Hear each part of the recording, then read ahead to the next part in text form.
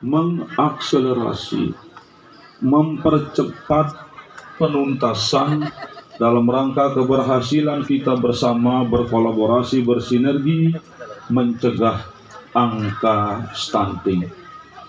Masih perlu diberi edukasi kepada masyarakat kita.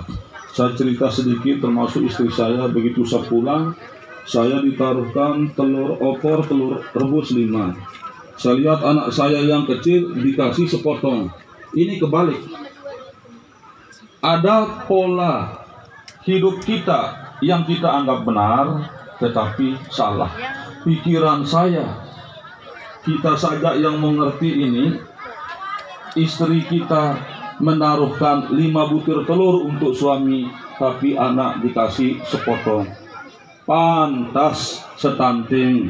Masih terus harus kita kejar. Masih kita harus terus berikhtiar untuk